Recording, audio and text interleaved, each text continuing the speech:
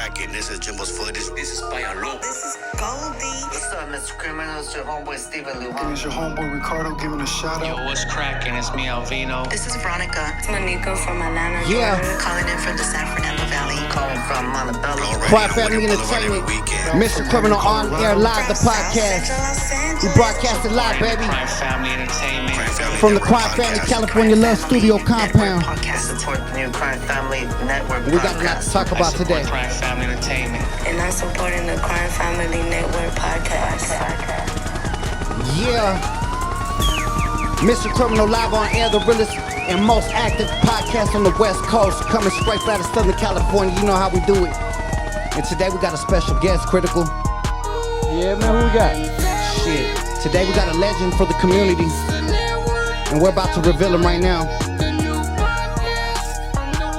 But before we start that, Critical, What's up, boy? my mic sounds a little funny. You notice that sounds a little bassy. Why is that? Sound a little, oh no, there it goes, we good. Yeah, Super loud. that shit was super loud, but yeah. I love it. We back, baby. Let's Episode go. number 4. We just had Young Dopey, King Little G, and Drummer Boy squash their beefs. Historical moment for the culture, historical day. Proud moment for all my raza, everybody stand up. We out here making moves, changing things for the culture.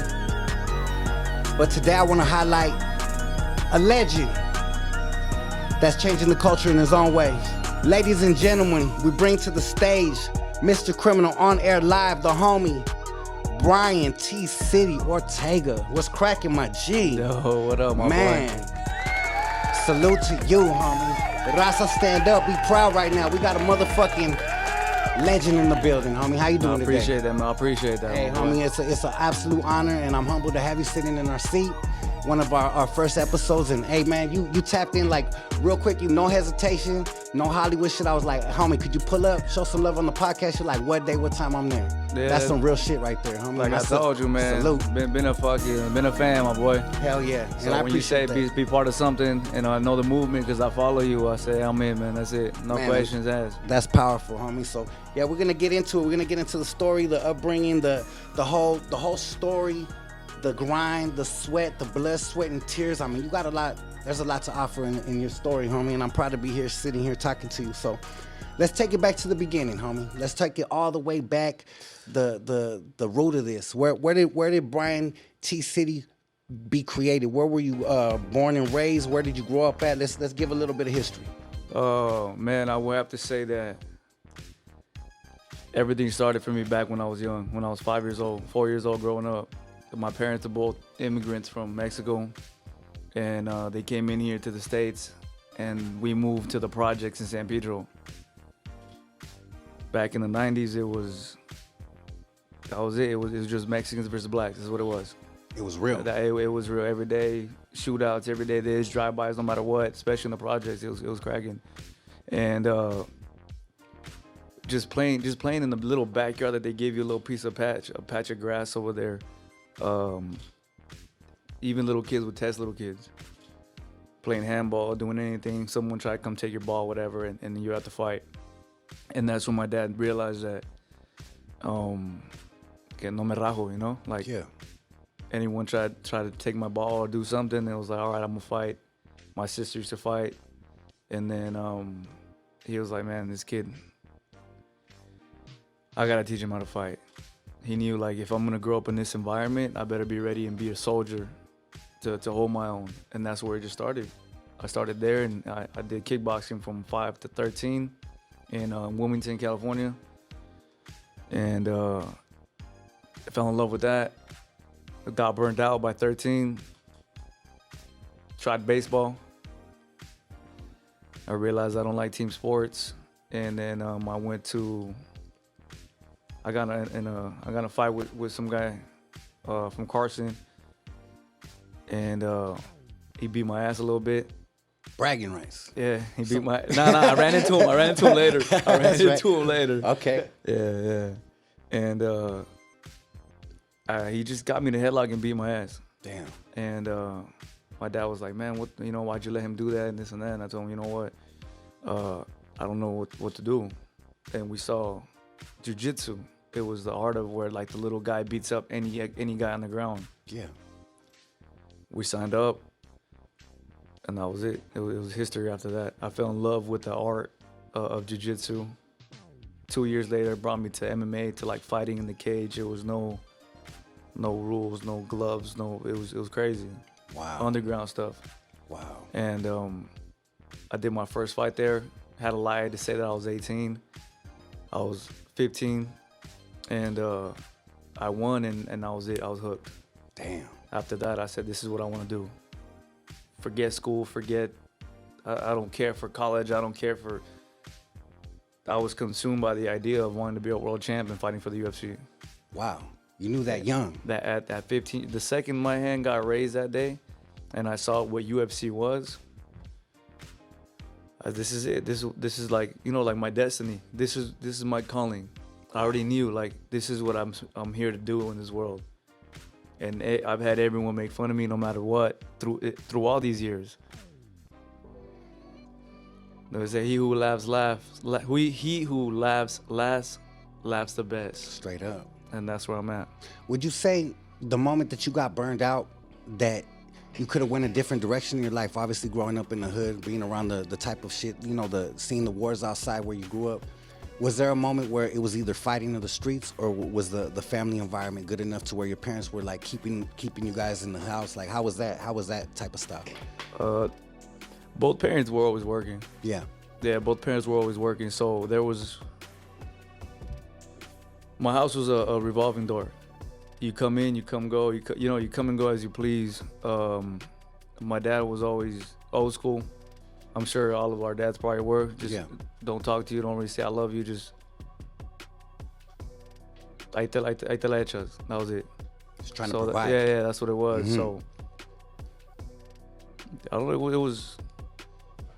it was a battle, I would say, till I was like 23. That was a battle I had where I was living like a double life. Yeah. I was training and I was around good people in that environment, and then I would go back to the neighborhood, and then I would be involved in stuff, and I would do whatever I had to do, or whatever it was, you know, whether kicking it or doing what it is out there. And I had this double life going on for a lot of years. Yeah. And I was just, till this day, I always tell the homie Henner Gracie, I'm like, hey man, I'm thankful that I have had you in my life, because there's many times where I tried to quit. There's many times where I didn't want to come to train, and I would disappear for 3 to 4 months. Wow. And one of the homies, someone passed away, someone would get shot. Your mind changes. And that's the last thing I want to be, is around that world right now, training with good people. I want to be with the homies right now. I want to be active. I want to be out there. I want to put in some work. Yeah. And that's what it was. Wow. And then after a while, that shit burned me out. I was like, fuck, man, I'm tired of fucking walking down the street and looking over my back or doing this, or trying to look out for the next thrill. Yeah. You know, what's the next thrill? Let's go to this party, see if which is it, man. I was living 2 lives. Yeah. I was training, I was out doing what I was doing, being young, reckless, and like I told you, after a while, when everyone started facing consequences of their actions,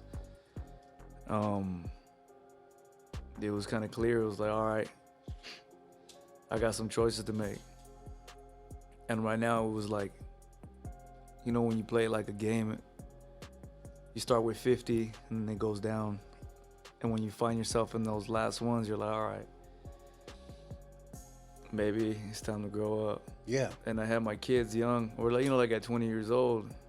So that's when it was like, all right, it kind of gave me almost like that excuse that I kind of needed or wanted, right? It was like, hey, I kind of want to get my life together.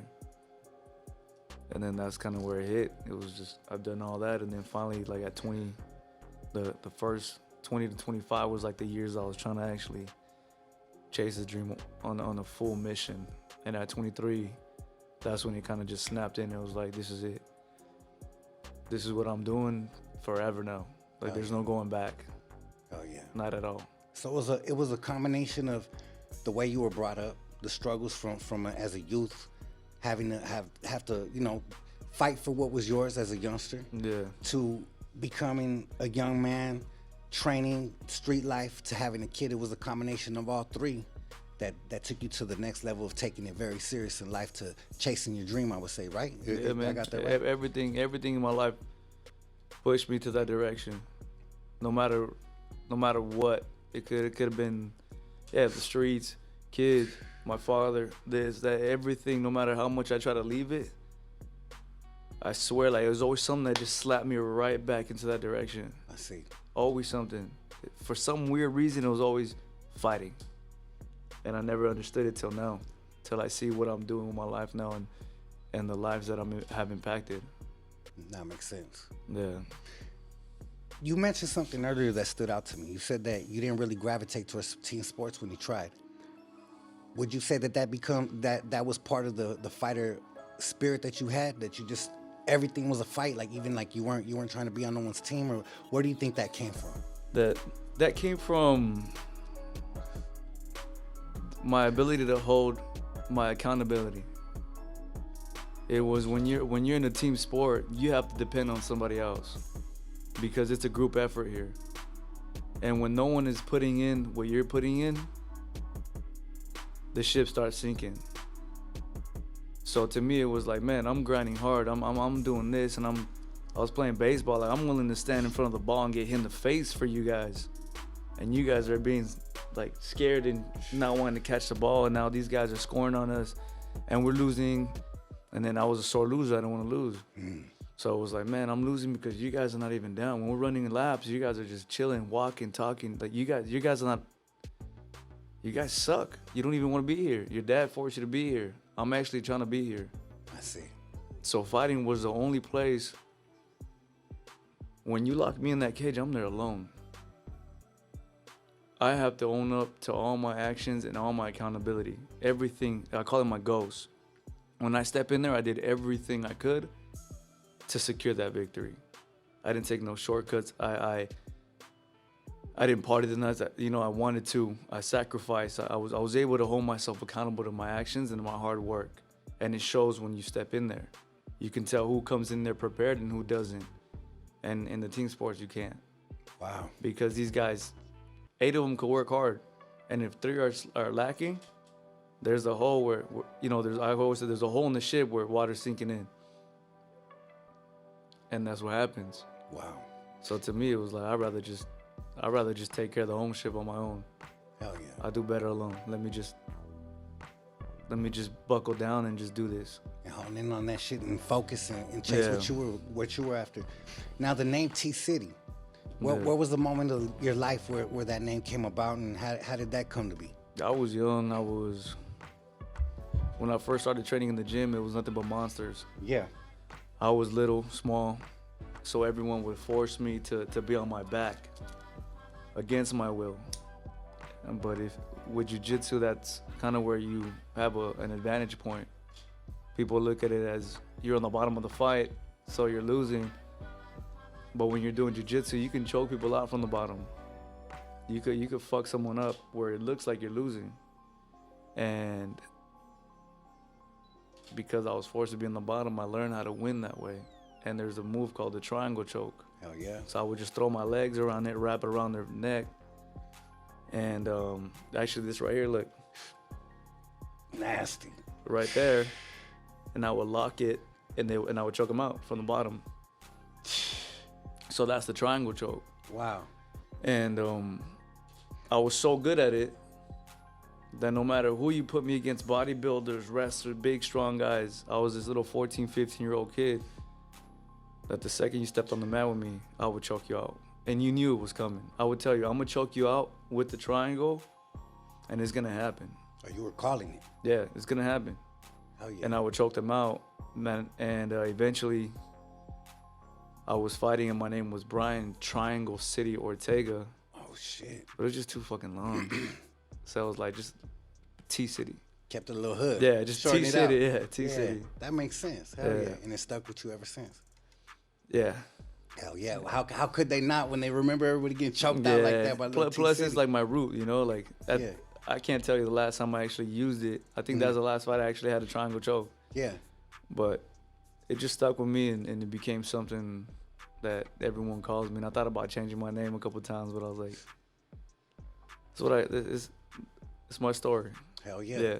It's part of the root, and it's important that you kept it part of there, because that was part of the hunger that and who created you. Exactly. Man, salute to you for that, homie. Not forgetting your roots and where you come from. The moment that your life changed, what would you say it was when you signed to the UFC? Like, what was the actual moment? Was it when you started training with the Gracie family? Like, what was the moment that you felt like your life was truly gonna change for this fighting shit? Like, when was that? I felt that I got to the UFC, I fought, and I thought that was going to be the life changer. And it wasn't. It was the story I shared with you earlier. Yeah. Where it was, I was making more money doing other things than I was in the UFC. I was out there teaching seminars or doing other things, and the money was easy, and I didn't have to break my bones in order to get it. But I remember fighting one day, and it was called, we call it Fight Week, and I would try to buy some J's. I couldn't afford them. Wow. I had $75 to my name, and you were in the UFC I was in the UFC. Wow. Second fight in the UFC. I took the fight on 2 weeks' notice too, because I was just over it. Okay. I was like, man, everyone looks at me as a UFC fighter. We see you on TV, man. You made it. I was like, bro, you have no idea. Like, I got $75 to my name.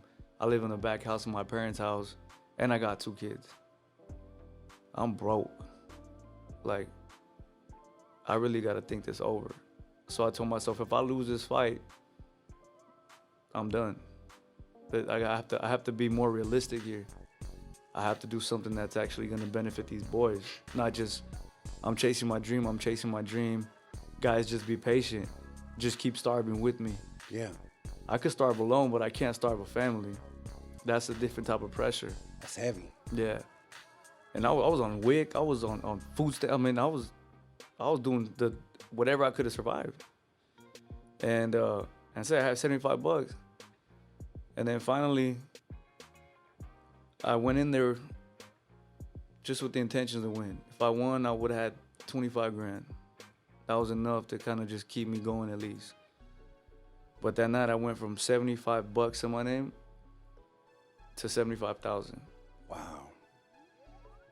And I was thankful. I looked up, I said, thank you, God, you know exactly when to come in. Cause I was ready to quit. Wow. I was done here. Like I was done here.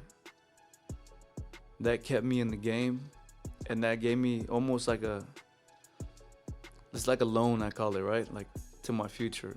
It was like, here's money to actually spend on real training, real good food, proper nutrition, proper coaching, because I couldn't afford it. I was training in a garage. Damn. With a bag and some weights. So that's where I feel like my life changed when I won that fight.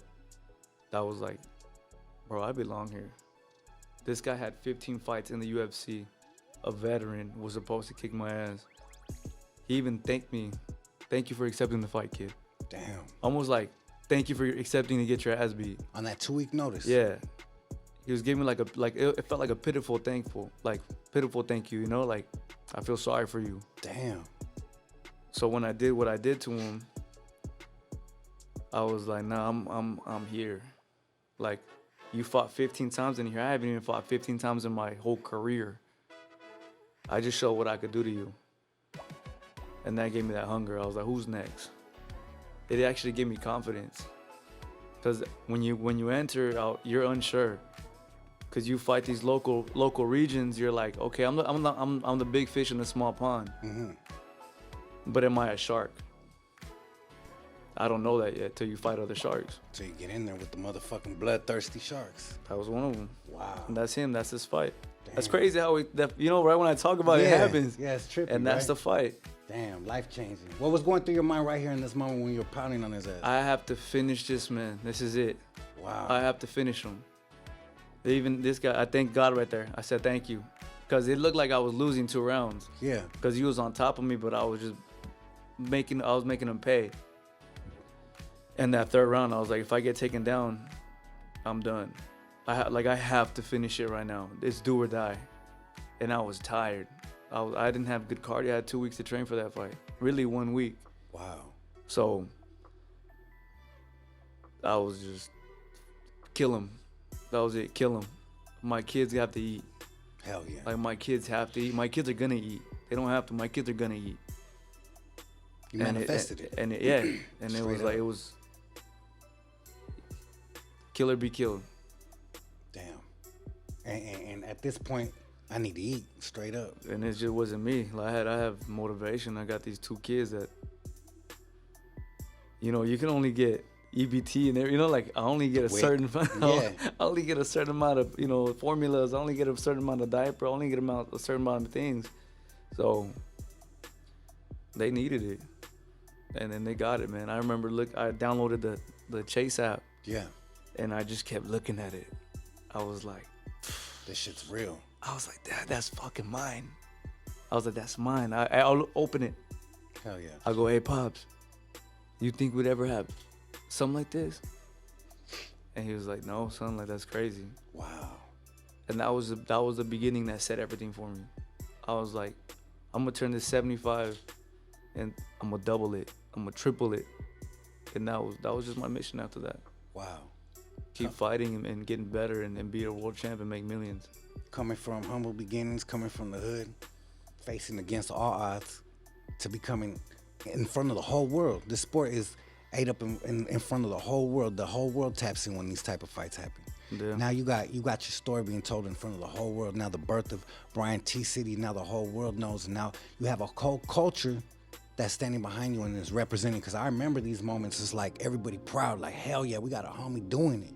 And then when you dig deeper in your story and find out you're from LA, you're from the city, you rep the soil, you represent it right, you represent the culture, you carry the flag with pride, it's like, oh shit, we got one in this motherfucker, you know? So that was a moment of pride. I think that it was a lot of youngsters that come and face the same struggles we do that were like, damn, homie, this might be something now that we could do, because before that it's like it was a dominated sport by other races, you know what I'm saying? And now you made it a point to show that someone from Southern California with brown skin could do it, homie, and I salute you for that. Hell yeah. Well, this kid came out a little light, bro. Hey, it is what it is. You still represent, you know what I mean? I appreciate that though. And at the end of the day, I think it's a monumental moment in your life, because when you got that money, you could have went and partied. You could have went and bought the whips. You could have went and got the Rolexes and went to Vegas and partied for weeks at a time and fucked it all off. But you said something significant. You said I could now invest in the better foods for myself. I could invest in the better training. You had the mentality already of a winner. You had the mentality of someone that knew where they were going. That set you apart from most people, because you know, like I know, most people that come from where we come from, you get that bag, the first thing you want to do is fuck it off on some bullshit. Yeah. So the fact that you already had that in your mind and you're like, nah, I need to get the training, I need to get the food right. That you had discipline and structure since a young age, homie. And where would you say that came from? The training or the hunger? Like where did that come from? I think watching my parents, I think watching them grow from paycheck to paycheck was something that I wasn't cool with. I feel like a lot of people get comfortable with that, or they understand that, or I call it like they conform to it, right? Yeah. We just live paycheck to paycheck and that's life. Mm-hmm. My mind was like, no, that's not life. I don't want to worry about living paycheck to paycheck. So my whole thing was, if I can just live a life where I don't have to worry about money. Yeah. Not that I want to make so much and fuck it all off or nothing, but my thing is like, imagine if I could just be free. Yeah, I cheat the system. You train so much, you fight so much for so long, and then you take that money and you invest it, and then you live humbly. Mom has a house, I have a house. We're just chilling. Hell yeah. And then we can actually go enjoy life. Hey, you've never been to Greece? Let's go to Greece. Want to go to Brazil? Let's go to Brazil. That's dope. And it came from just wanting more out of life.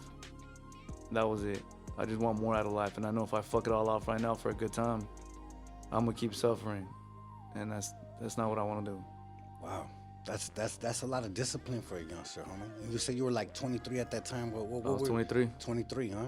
Yeah. Wow, I commend you for that, because there's a lot of 23-year-olds right now that they will never have that capacity to think. It's usually like when you get a little bit older that people think like that. Yeah. But I will highlight that people like us that come from the struggle, we tend to see a different type of picture. We tend to see those moments of struggles, and it motivates something different. So commend to you and your parents for teaching that. And I think it's a beautiful thing. The motherfucking whole world now knows who you are. You got the whole world commenting. There was a interview I was watching earlier. I really think that it's a dope thing that people give you so many props.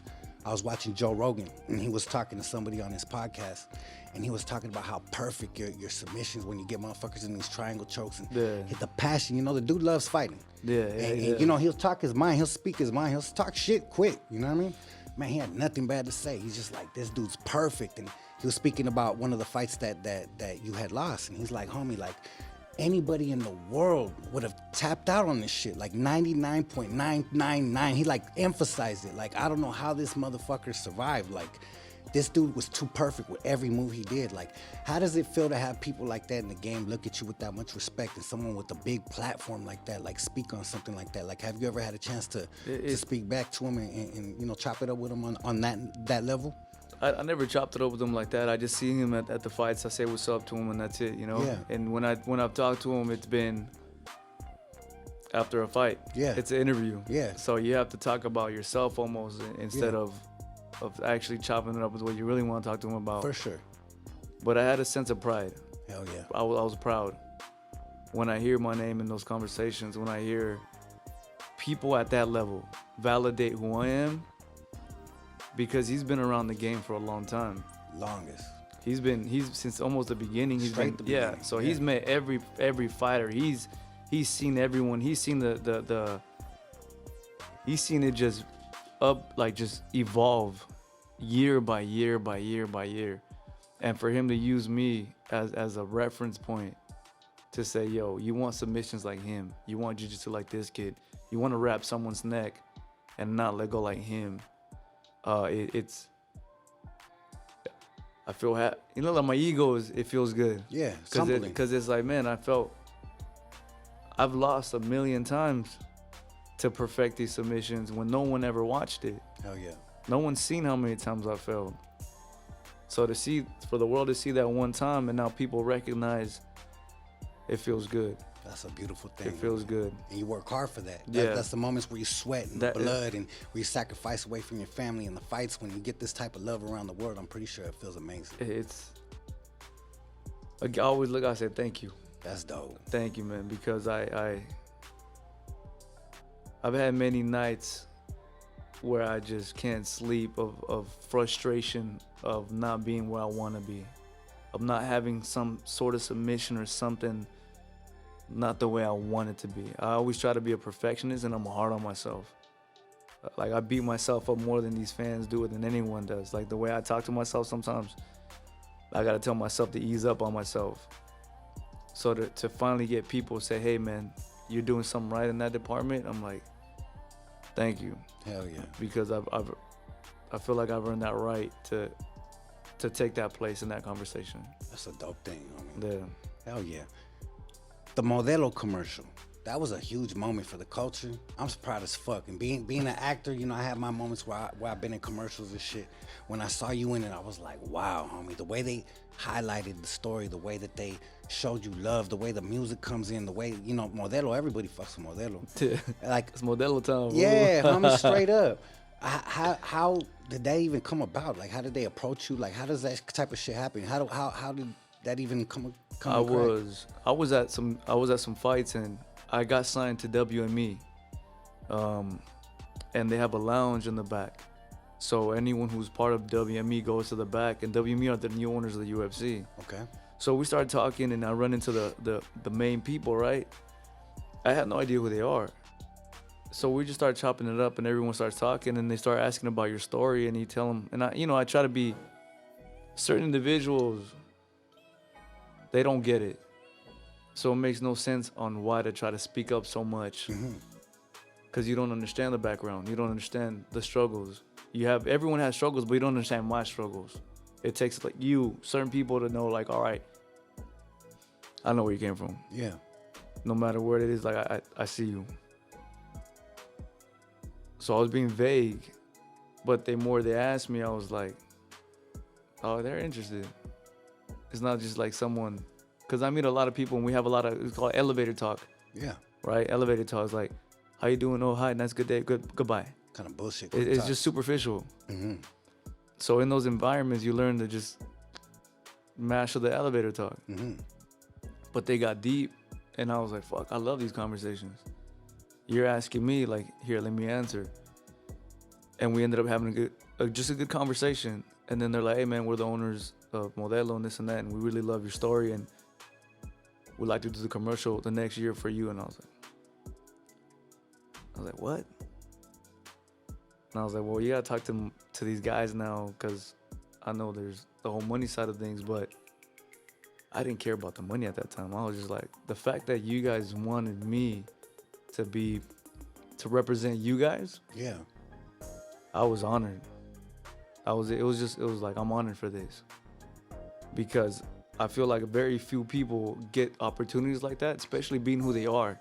A lot of people have to fake who they are. I see UFC people have a character, a persona, something. I'm me. Hell yeah. And I got my things being me. So for you guys to actually fuck with me and say, we love your story, we love, like, it's real, and that's what we want to showcase. Hell yeah. I couldn't been at a perfect place talking to the right people at that time. Wow. And that happened. And, you know, sometimes you think it's bullshit, right? Because many times people say, hey, let's work together and let's do something. And they say something and it never happens. Doesn't come out.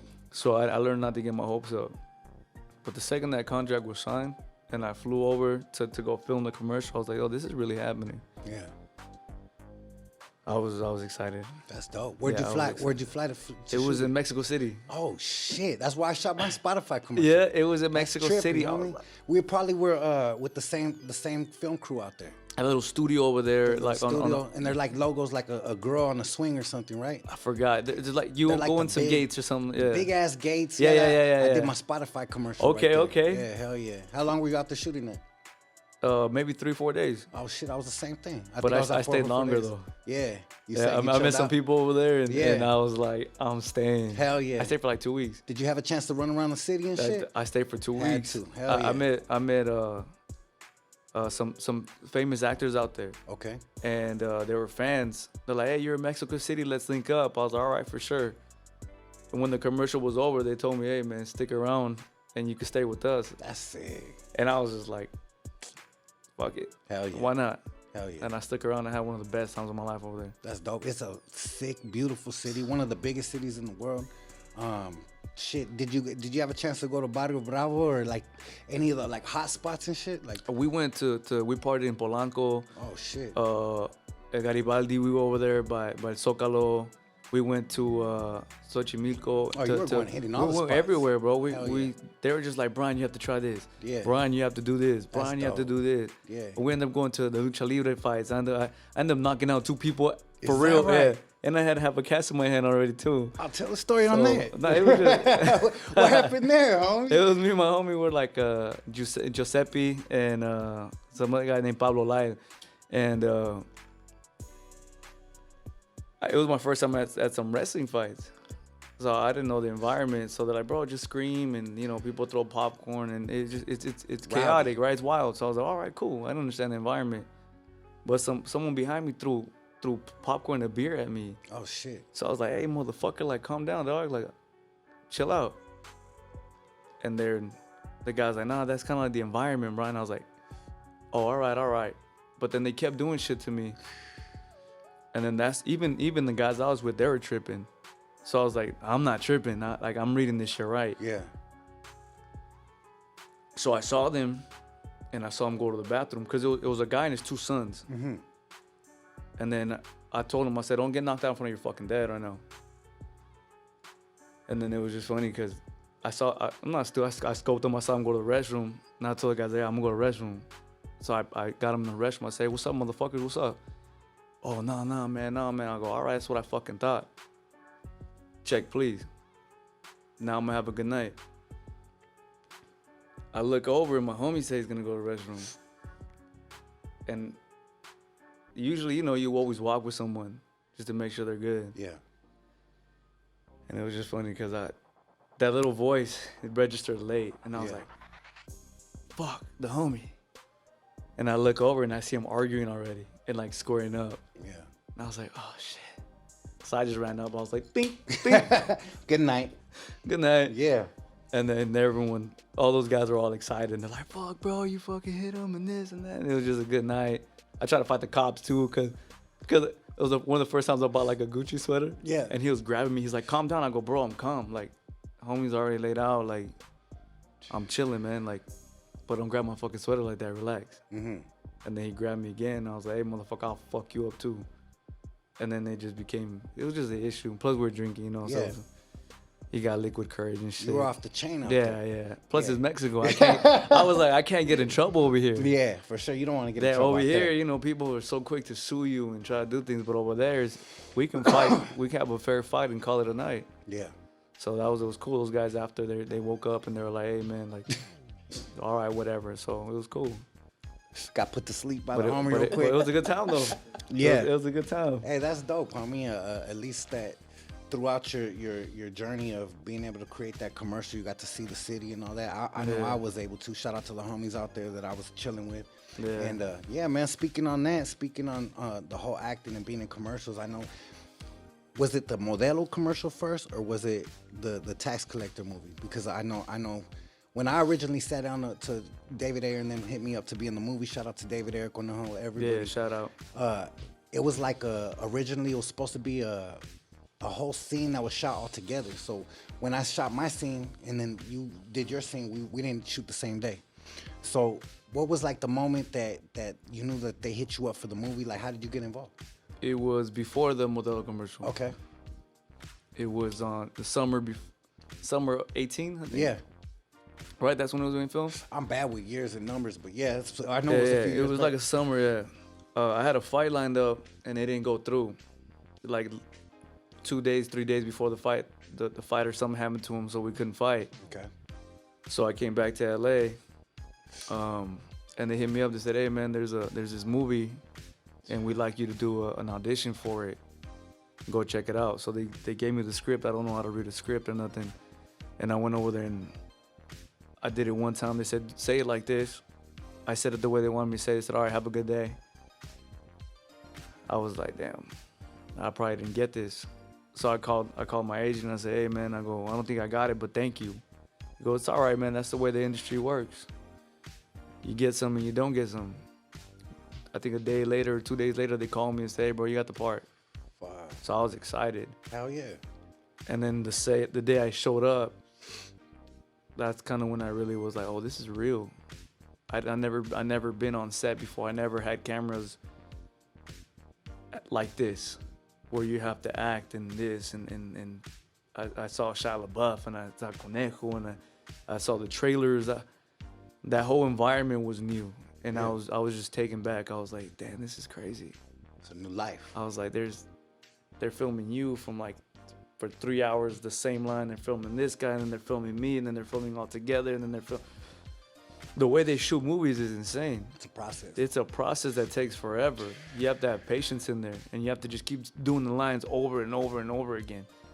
And yeah, that happened, and it was dope. I loved it. Hell yeah. It was different than getting hit different than getting punched in the face for a living. Yeah, getting the check for being on camera again. Bro, That's and a beautiful I thing. loved it, man, because you get to kind of. It was an easy role to play too, you know. Yeah. It was an easy role to play. Hell yeah. And at that time, I know when I was fucking with Shia LaBeouf and them, like when I first got there, I noticed he had the cauliflower ears. I heard that he was training really hard. Yeah. We were all training together at Alexander Mesquita's studio in Echo Park. Like just like every day, like getting together, like working out, punching and shit, hitting the Yeah. bags. Nothing too intense, but just keeping ourselves straight. But what I heard, the story was that Shia was like taking that shit hella serious and was meeting up with him all the time and shit like that. Did you guys ever talk about anything like fighting? Did he ever ask you any questions, like advice on fighting, anything like that or anything? Nothing, man, nothing. I feel like he's at that. I don't know if that's who he is, but he's a method actor. Yeah, So he was in his own world. I see. Yeah, the whole time he was in his own world, and it kind of makes sense, maybe because he was probably testing a lot of people. Yeah, Like the first day I was there, he got in a fight with one of like the narco guys that was on our side. I heard about that. Yeah. So I was just laughing because they had they're they cleared the room and they're doing. It was like me and him and David. Yeah. Right. Or Bobby. Sorry, Bobby Yeah, Soto. Bobby yeah. Soto, the homie Bobby. Yeah. And Shai just starts like talking shit to the guy, but I don't know what's part of the movie or what's not. Got it. So I'm just like, this was for real now, or what's going on? And sure enough, they just start getting into it, and then they fall on the ground and they're in there, and I'm just sitting in my chair like, fuck, I got a front row seat to this. This is real. Yeah. So I'm just tripping out. They're like, Brian, break it out. I go, Fuck that ain't my that. beef. But Yeah. like, I'm chilling. Yeah. Plus, they weren't getting severely hurt, you know? got They're it. like more grappling and a couple punches, but they're holding on to each other tight, so they weren't really hitting each other. But now it makes sense that you tell me you guys were training. He was probably trying to test what works and what doesn't work. Yeah. But that guy was big though. Hell yeah. The other guy was big. Was he hanging with him? The other guy had him on the ground, but you Yeah. know that he was controlling, the damage that could have been done to him. I see. Yeah, I remember at that time I was talking to Conejo pretty often. And I remember he called me one day. He's like, hey, fool, we were shooting. This motherfucker went crazy and cracked me, and I had to get stitches. This fool hit me with a fucking strap in my lip and shit. I know that you brought it up earlier, so that's just crazy. Yeah, man. we slammed him on the table during the set. Yeah. Cause just him and the same guy just kept arguing. Yeah. And yeah, I think Cornell was choking him and just kind of grabbing the gun because it messed up his lip. Even if you watch the movie, you see like the makeup on his lip. Yeah, you could tell. Yeah. Yeah, that shit probably got him hot. Yeah, I remember he No, was telling me. he got upset. Yeah. So it was like choking Conejo, and he's just, it was funny. That's dope. That was funny, man. Hell yeah. And how was that whole experience like, other than seeing the trailers and how you said it was a whole different world and tripping out? Did it give you the bug to make you want to act more, or were you just like, nah, I'm cool on this and I'm just gonna stick to my fighting shit? Or like, how did that make you feel? It gave me a new, they gave me a bug. Hell yeah. It gave me like a hold up, like I can do this. Yeah. And a lot of people that like my agents and everything, they're like, bro, like you popped off the screen. They said you did a good job. They go, for you never acting, you never doing anything, you did a great job. Fuck yeah. And I was like, all right, cool. And recently I hit up my agents. I said, hey man, I need to be doing this more, cause I'm fucking up. I thought that it would be like fighting where they would come to you, but you have to show up to them. Have to. But that's like anything in life. Mm-hmm. And that's where I got it misunderstood. So now I hit my agents up. I say, hey man, like I've been dormant, but like let's do this. It's time. But COVID fucked everything up for me. Cause after that, I talked to the people from the Mayans. The guy said you're good. Christian Gudugas said, Den of Thieves 3, you're in. Robert Rodriguez said he was doing a film, and we actually signed the contract, and we said everything that I was gonna be the main character on his movie. So right after that, I signed it was like 3 things I said for sure, and one of them I signed, and then COVID hit, and it was like boom, everything shut. Damn. That's what killed that drive, cause we've been chilling for almost 3 years. Yeah. So after that, I'll go, well, I can't act. UFC barely opened up. I got 1-2 fights in. And then after that, it's just life kind of happened and I forgot about that. I see. But recently I was sitting at home and I'm thinking about what can I do more with my life? What should I be doing? What should I not be doing? How do I elevate my life better? Hell yeah. And my thing was, dude, go acting, you know? They called me to do a thing for that movie Father Stu with Father Stu. And it was like in the beginning, one of the, the boxing fights, I was one of the guys fighting, and that was it. It was cool. That's it was dope. a small part, but still, it's like That's how you little tallies. Yeah, They're that's how just it little goes. tallies. And then you keep climbing. Yeah, and that's what I want to do with my life. Because fighting, you can only do for so long. Yeah. And then acting, you can do acting forever, man. For sure. There's people who no matter how old they are, they're still doing in there, and as long as you can act, you're good. And sometimes they've been acting for 20 years, and it's like they just kept grinding and not give up. And then in that 20th fucking year, they hit a fucking road, just popped them off, like just changed everything. Not just changed their life, but their fucking generations of their family, you know?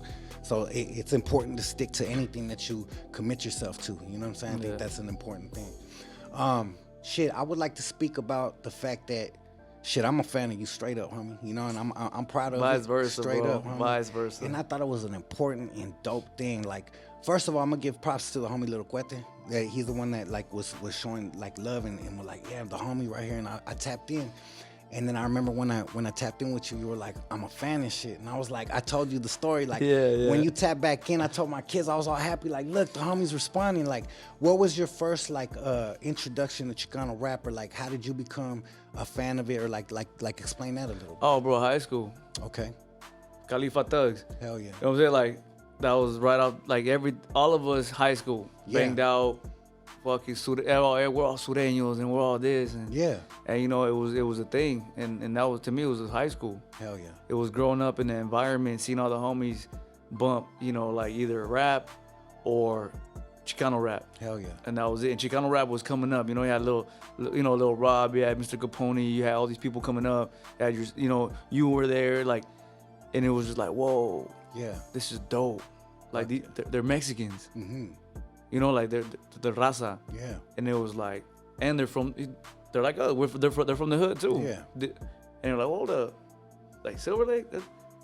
Oh shit, they're here. Yeah, it's right down it the was street. like they're real. Like I can. Well, I don't want to drive over there at that time, but like, I can go over here, and you know, like it's so it made it more like you're real. Yeah.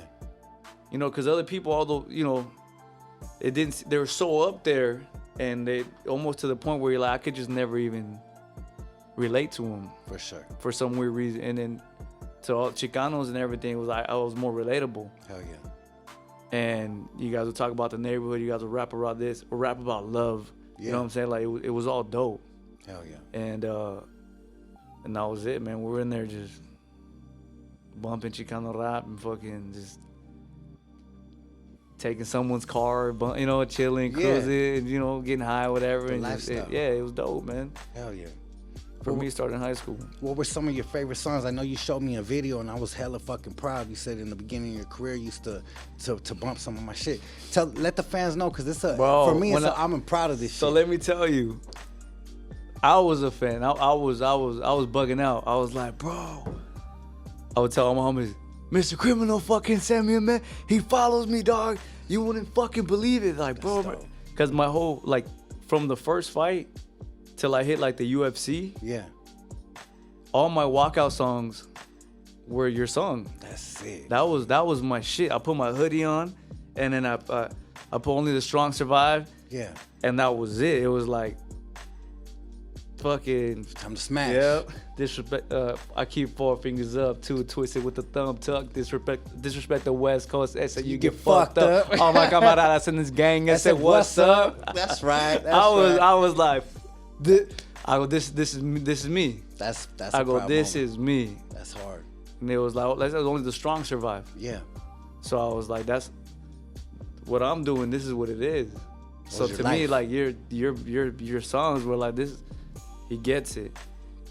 And I walked out till I hit the UFC, and that's when they were like, hey man, like play some. They almost like recommend some music. Yeah. So I was like, all right. Some commercial shit. Yeah. It makes sense. And for business. but my whole career that was it. No matter where you go, you see me doing the Gracie Train, bumping your music. Wow. Even some of my videos got your highlights, like the like my YouTube videos from before, like the little highlights that I had in the beginning. Yeah. That's to your music. Man, that's a fucking proud moment. It was a proud moment for me, man. Yeah. Cause it's always, like I said, to me it was like, even you, I was like, man, this is someone that I could probably never reach. I'll probably never make it. You have these doubts. Mm-hmm. He'll never know who I am. Wow. And then when you send me a message and you even followed me, I was like, you don't even know the inspiration I had just through listening to your music. That's sick. The motivation when I was working out. Like I go, even right now, like you'll never know till even right now, in just a little bit, where I would be training and I'm tired and I don't want to hit the other round, and my homie puts the song on and you're like, oh, fuck that. Like, well, I'm fired up again. Let's go. That's it was motivation. And so to me, bro, I've been a fan, man. And I've been a fan, and I can't even tell you without you even realizing, like, through the times that I wanted to quit, what a song could do. Wow. It just changed your mindset. Because to me, it was like, only the strong survive, and that stuck with me. Wow. In this game, only the strong survive. Straight the fuck up. You can't be weak in this game. Yeah. And there's a lot of industries that you know, you can get away with certain things, but we're fucking each other up. So we're modern day gladiators. So to me, that always stuck. Like, if I want to be different than the rest, I could be only the strongest, and that was it. And mentally and physically. And you were fighting for survival at that time. Wow. So that song was everything to me. That's dope. And that was when you showed me on the video. So when you hit me up, I was like, what the fuck? I was like, dog. I showed all the homies. I was like showing off. That's sick, homie. I was like, he don't fucking follow you. What's up? He don't know who you are, motherfucker. I was talking shit. You know, it's a dope thing to see that and highlight that, because for me, I'm proud as fuck of that, and I'm gonna always be humbled by that, because I'm a fan of you, straight up, homie, no cap. And being in this game and dropping music for a lot of years, there's been moments where I want to give up. Yeah. So to think that those moments that I was dropping that type of music, that I was like literally at that album, the reason why I called it that was around the time of the first recession. Motherfuckers were losing their businesses. People were no more album sales. People were giving up their shops. People were closing down. Warehouse was shutting down. It was like only the strong survive. I got in my truck. I remember telling my wife, like, and the intro was like that. The whole game's fucking up. Everything's going to shit. I ain't got nothing else into my name. All I know is the streets or this rap shit. And I told my wife supported me. I got on the road, took off, and that was my life too at that time. Only the strong survive. I came back from the road with fucking stacks, homie, from selling and merchandise and performing and being sacrificed away from my family. So it's a trip to know that I was facing the same thing and you were facing the same struggles, and we're both coming up, and it's a powerful thing to see where the music could really take, because you never know who it could influence. Like King Little G told me my music helped influence his career. Same thing with Drummer Boy, with your shit. And then you just never know. Like, I was in Hollywood or Beverly Hills with my wife at this celebrity party, and I'm walking by and some dude's like, Mr. fucking Criminal. And I turn around and it was the comedian Bob Ross, you know, or Jeff Ross. Okay. And the dude that roasts everybody, he's like one of my favorite comedians. I turned around, I was like, this fool's playing with me. I was like, what's up, homie? What'd you just say? He's like, Mr. Criminal. I go, how the fuck you know me? That fool looked at me like I was stupid or something. He's like, homie, are you serious? He's like, you're Mr. fucking Criminal. And I'm like, what the fuck? So you just never know who you might inspire. And it's crazy because right now as you're speaking, you don't know who you're inspiring. There's another generation of kids that are watching you and seeing you train and seeing everything that you're doing and all the struggles and everything you've been through. And they want to be the next T-City. They want to be the next one representing and keeping it real and putting on for their people. So it's a beautiful thing that we put in the sacrifice and we're able to influence people. And I think that as leaders, we stand together, we stand tall in these type of things, these type of conversations. I want to salute you for pulling up, because highlighting positivity is going to highlight to the next generation that they could become the next, UFC fighter. They could become the next worldwide Chicano rapper when they told us we couldn't be these things. Yeah, you can do whatever you want to do. Straight up. With hard work, sacrifice, dedication, though, because that shit doesn't come overnight. Yeah, what we say, man, you have to have an ace in the hole. Hell yeah.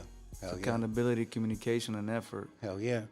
I would like to ask you, with your futures your plans for the future, where do you see yourself in the future? Like, for me, I can't rap forever. There's no way. I got to start investing. I got to build a label, build podcasts. You gotta diversify. Obviously, like you said earlier, the body's a machine. You gotta have surgeries. You gotta do stuff. What is your mentality for 10 years down the road, 15 years down the road? Like, what do you see yourself doing at those moments of your life? Yeah, right now I've sat there and this year I've been just relearning myself on another level. Mm-hmm. I've been reinventing myself from the ground up. I see myself fighting for at least the next 5 years, guaranteed. Easy. And after that, like I told you earlier, I want to start actually putting the time and the hard work into acting. I want to start talking about actually coming out and vocalizing my struggles and everything, right? Because I feel like I only talk about my life when there's fights, or I talk about who I am when these big fights are coming up. Mm-hmm. Other than that, I'm just silent. I get to work, I mind my own business, and that's it. Okay. So to me is YouTube, get podcasts, do something, but mainly is acting, and I'd like to open up my own school one day. Hell yeah. Yeah, because teaching is my passion. I started teaching at 16 years old. I became a black belt under the Gracies, and I have an actual professor's degree from them. Wow. Like, you know how people get their doctorate? Like, Yeah. I have like my jiu-jitsu doctorate. Mm-hmm. And I've been on the road with him, with Henner, and I've seen him build the empire he has today. I had a seat next to him watching everything. Yeah. I saw this guy have 10 students to now over 1,000. I saw his merchandise do, 500K to 5 million to, like, I saw everything evolve, and I was there having like a front row seat just because he's the homie. Mm-hmm. He took me in. He taught me everything, how to speak, how to, hey bro, this is how you save money. This is how you invest money. This is how you do that. Wow. This is how you, Brian, this is how you speak English. You don't say fool in class. You don't say that. You just, damn. He educated me. He showed love. He showed nothing but love, and he took me under his wing for years, even till this day. To this day, I show up in his office, and he's like, how's life? I talk to him, and he's like, you should read this book, or hey, you should do this, or hey, this, or what do you think about this? And now he's not only did he kill it in the jiu-jitsu world, but now he's inventing things. He invented a sweater that turns into a backpack. Wow. Now he invented a sleeping mask when you travel, when you fly. That's insane. So his mind is crazy, and to have this guy mentor me and take me under his wing like a brother, like, that's a whole nother, like, that. I learned so much, and I have knowledge that no one can pay to even get. So to me, it's like, I know how to run a school just like you. I can have 1,000 students myself. That's sick. And the best part is I'm passionate about this. Mm-hmm. I love stepping on the mat. I love building people's confidence up. Because you see some people walk in, they're learning to fight because they're scared of the world. They're scared of confrontation. And a lot of people can't live their lives fully because they don't have that confidence. Think about if you weren't down for your shit, how many guys walk in a room and already discredit themselves? Straight up. They just walk in a room, they're like, let me just put my head, let me just tuck my tail and survive in here. Yeah. So my whole thing is, why can't I teach you how to just have the utmost confidence and ability to defend yourself? So when you walk in the room, like when I walk in the room, I already think like, I'll choke you out, I'll fuck you up, I'll knock you out. And it's not like an ego thing, but it's more like, I could just walk in the room with confidence. Mm-hmm. And if I could do that to a lot of people, I feel like their life will be fully free. Mm-hmm. Don't be a dick. Like, just humble and just a different topic, just confidence, to where you're able to handle yourself and you can just be free. And that's what I see done at the academy. I see people walk in from their first day, shy, quiet, or just insecure, to 6-7 years later. Then I get to see who they really are. They're talkative, they're this, they're that, they're all kinds of things. Even myself, when I first walked in there, I was quiet. I didn't want to say nothing. And then the second I had confidence in my voice, I had the ability to express myself. And look what did it to one person, to me. Imagine doing that to 1,000. Wow. You're really changing lives. For sure. And these people go home, and I see guys all the time, their wives come and they thank Henry. They go, my husband he's a better husband. He's a better businessman. He's a better, whatever their life is, they're better at it because they have that confidence now. So you're just building better people all across the world. That's a beautiful thing, Yeah. homie. So to be able to get paid to change lives and inspire and give people that freedom, that's what I want to do later. Just Wow. run my own school. Wow. And the teaching and the background that you got is an elite name, homie. Like, It's the Gracies. who you're under is like, Yeah. when you mention that name in MMA period, everybody knows that's an elite family, elite name. Anybody that comes throughout their schooling and makes it to this level is like super respected off top. So that how important was that for you to like know going into the ring, like, damn, I'm representing this shit? Like, do you have that pressure on you, or it's just you got yourself on your back and you don't carry that pressure on you? I used to. Okay. I used to go in there and say, I'm a representative of this school, so I can't let this school down. Yeah. I can't let these guys, and it almost felt like an unfair pressure. Cause I go, man, I'm not even a Gracie, and I'm over here representing Gracie Jiu-Jitsu, and I almost felt like one of the Diaz brothers. Okay. Whereas like you guys represent the family as well, but you don't carry the last name. Damn. So it put me in a weird situation, because some people were like, nah, do it for yourself. Other people were like, yo, represent us. And it did put a lot of pressure, because it was like, hey, man, I don't want to let you down, bro. I could even tell you, like, a lot of fights, I would look over him in the locker room and be like, hey, bro, like, I just don't want to let you down, bro. Yeah. I hope I don't let you down. And he told me one time, he said, Brian, if you win, I'll give you $10. If you lose, I'll give you 50. Wow. And I never got it, Yeah. till way later. It was like, bro, there's like that pressure doesn't exist. Yeah. Like, I love you regardless. Either way. And that's what it was. So once I felt that acceptance and that love from them, was saying like, you're just putting this in your head. You already won. He just let me know, like, you already won, bro. Like, you've represented already. Hell yeah. You showed that it works, and through history, everyone in the whole world knows that it works. That's dope. So you do this for you now, freely, for your family, for your career, for yourself, and have fun. Hell yeah. And that's when I kind of took off. Would you say that once that pressure was off your back, you had more, I wouldn't say confidence, but more like a overall more enjoyment when you were fighting and shit? Hell yeah, right? Yeah, absolutely, man. Because it's a whole different pressure off. It's just a weight gets lifted off you. Okay. Even down to when I lost my first fight. Being undefeated forever was like, man, you carry like this heavy load on you. So when I finally lost, I was like, bro, I can walk in here free now. Yeah. Like, the worst already happened. Hell yeah. The worst I already hit rock bottom. That's sick.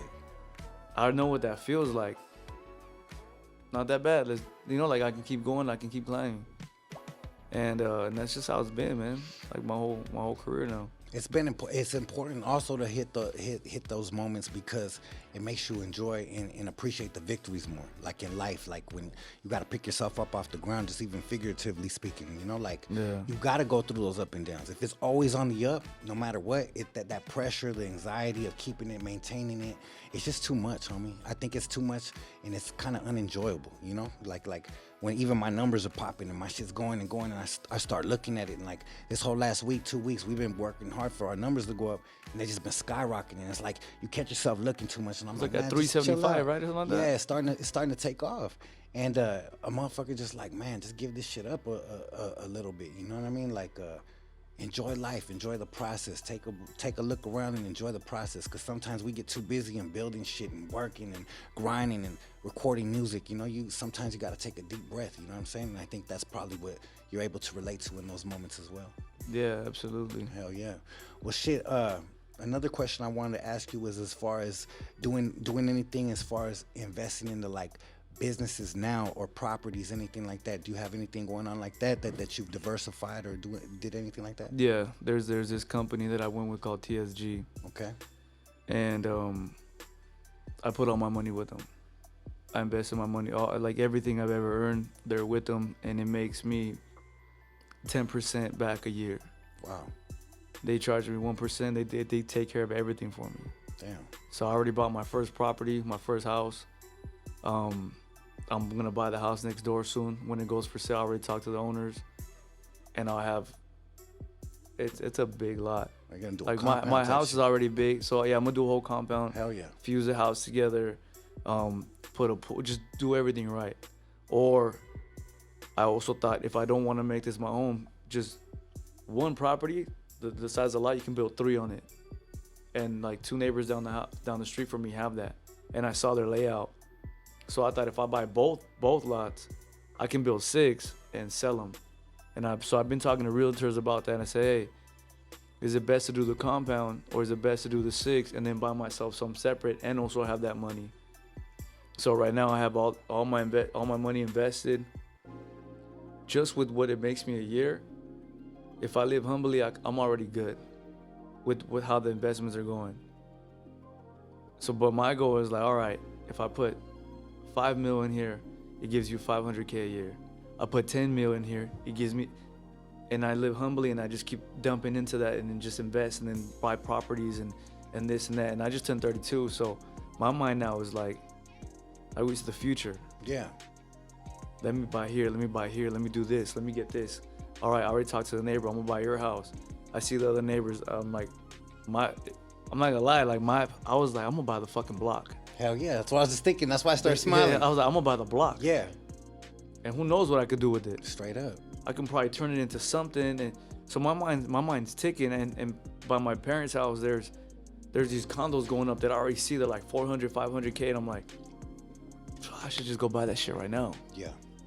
Rent it out. And, you know, so my mind is already going there. And I have the team, these guys that we sit down and we talk. And I tell them, hey, how much money do I have? Is this the right investment? And that's what's dope about them. Because I sit down with them and I talk with them, and they're your partners with this. Hell yeah. And they'll tell you straight up, hey, listen, this is the risk, this is this. I don't think we should do it right now. I think you're better off doing this. Buy a property a little further away and do this and do that. And you're like, all right, cool. But right now my money is being invested in that, and just that's it, you know? That's dope. Yeah. That's But dope my mind's already getting there. Yeah, you're starting to just flip. And I'm by myself, normal. man. I'm by, and that's the hard part. A lot of people don't get that. Yeah. Like, I'm by myself. I have, you know, like, I have my baby mama and I have my parents. Okay. So not only am I in like South Bay, Redondo Beach area, but I pay for 3 rents there. There's three households that I take care of. Wow. I take care of my parents and my kids with their mother. So it's like I'm busy. Wow. I'm busy for that shit.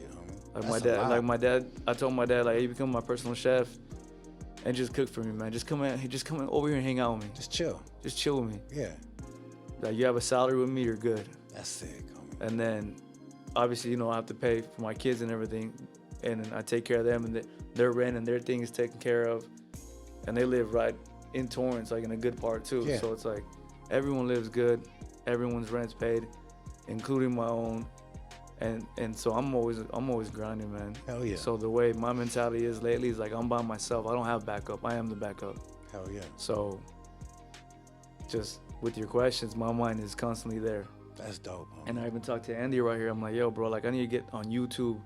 The subscribers, start just doing days in the life of my life, you know, talking, have random conversations. My mind's working right now. Yeah. But I've always had a working mind, but I never pulled the trigger. I see. So now it's like, fuck this, we're pulling the trigger. Hell yeah. Like, Well, and I guilty even, of I that. mean, I'm looking at you right now, and even like earlier where like, I'm a 4th episode and this never happened, or this or this. Yeah. I'm like, dude, I can see myself Hell yeah. doing the same thing. And it's in your future. Yeah, and I can see myself. Right off the bat, as I'm here right now, I'm already thinking, I know so many fighters. I know so many people. I could sit down and just chop it up with them. Hell yeah.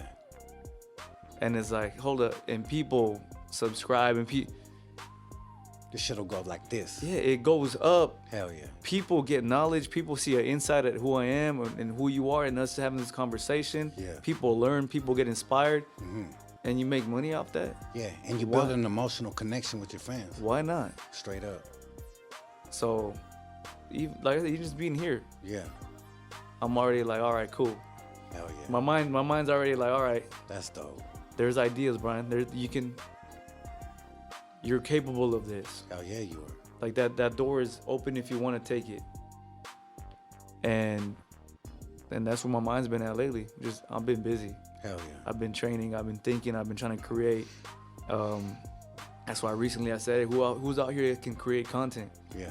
Because I'm close to 1 million followers, but I never cared about IG the way other people do. And I'm sitting here and I'm sleeping on my own self because of my lazy mentality. My whole mentality was like, I'm just gonna fight, make these checks, and I'm gonna live a happy life. Mm-hmm. That was like the surfing side of me, I see. like the fucking just The chill Cali yeah, vibes. just like fuck it. Yeah. But the other side now is like, hold up, bro. You got kids. You want to put them through this. You want to put them through this. And I had to wake up like, yo, no one's going to do this but you. Hell yeah. So right now, like when I told you I'm reinventing myself, I'm literally, like my goals this year is just to step the fuck up on a whole nother level. Hell yeah. Pay attention to everything that I can. Acting, YouTube, creating content, fighting, getting better training. Like just, I want to be great on all aspects of my life. Mm-hmm. I want to leave no stone unturned and just do this right. Hell yeah. Yeah. Hell yeah. You guys heard it here first. Mr. Criminal on air live. Help inspire the homie, because you guys will see his new motherfucking podcast coming soon. Yeah. And I will be the first subscriber, homie. And if you need any help from us on the team, we'll happily come through. We got you. We And got just you, shit like homeboy. that, see? You already Just know. shit like that. This is the way we got to do. We got to support Yeah. each other. We got to uplift each other and look back and just be like, hey, homie, we did it as a community, because nobody Yeah. else does it for us. Usually the Gracie stories, how you have that, him as a mentor in life and as a partner, those are rare moments, homie. Like, not everybody gets that. So the fact that you capitalized off the love that he showed you and took advantage, not in a bad way, but took advantage of the blessings that he gave you and ran with it. That was God, homie. So the fact that God keeps working in your life, it's an amazing thing, homie. So salute to them for looking out for a young homie from out here. You know what I'm saying? That's a dope absolutely, thing. man. I will always be grateful for that. That's dope. Always be grateful for that. Hell yeah. I have a couple questions I want to ask about some of your favorite things. So they'll be like kind of like yes, no, A/B types questions. All right, done. We'll Shoot we'll them. make Shoot them. happen. So I'm gonna ask like this: representing the Raza culture, Chavez or De La Hoya? Chavez. All day. That's Oh, an easy that's one, no right? question. Yeah. Okay. Any man? No, I was gonna stay quiet. I was gonna say some shit. I already know where you're going with it, homie. All right, yeah, That's all Chavez. good. Okay. And then winter or summer?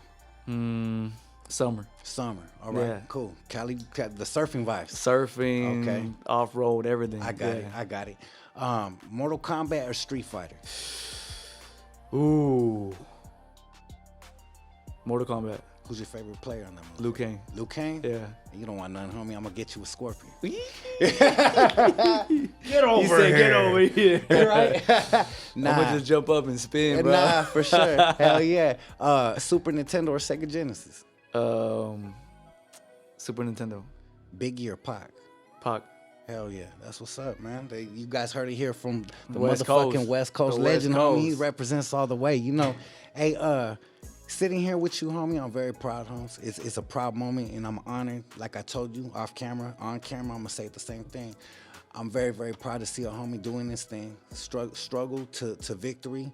That's what I want to highlight on the show. I want to make sure that all the fans know that no matter what we come through, no matter what we've been through in life, we could make it. No matter what, like you said in the beginning, people used to make fun. People used to laugh at your dreams. I had the same problems. I had the same people doubting me. If you really focus, if you really stick to it, you could become somebody that walks through the octagon and everybody around the world knows and tries to be like, homie. And I think that's a honorable thing for you to stick to your morals and remember the people that helped you. A lot of people don't remember that shit, you know what I'm saying? So it's a beautiful thing to see your rise and sticking true to your roots and who you are, you know what I'm saying? And this, look, again, man, this is surreal for me. Hell yeah.